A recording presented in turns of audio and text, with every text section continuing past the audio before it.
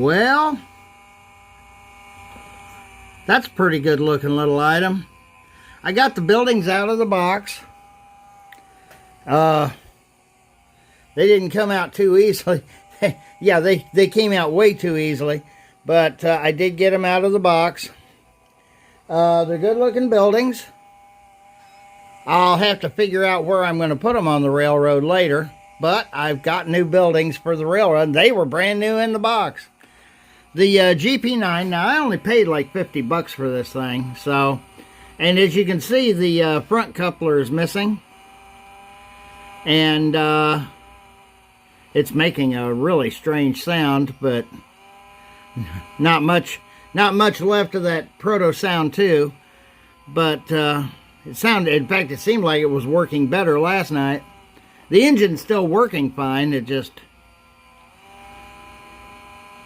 but if you look at the pilot there, the pilot is bent like this engine had been dropped or something. And I'll bet you that's what happened to the front coupler, is that's why it's probably broken off. I guess I kept my new boxcar in the back seat of the truck too long. Of course, I have a black truck. And out in the sun, of course, it gets heated up in there, and it's got a little warpage on the other side. Yeah, a little bit unhappy about that, but at least it's still a usable boxcar, and I don't have too much invested in it. Other than that, that's just a little bit of an update about how these things are.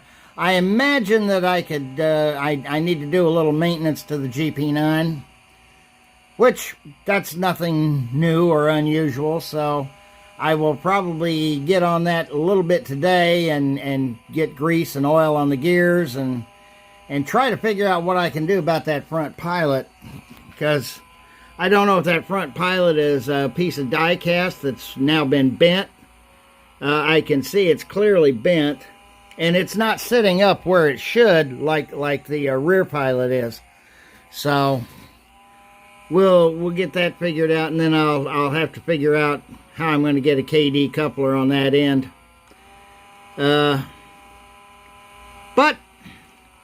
just to bring you up to date on things, 50 bucks wasn't too much for that engine, and that's what the guy was asking, and I figured, okay, well, at least I'll have a GP7, you know, or GP9. I believe that one's a GP7. So till next time, happy railroading.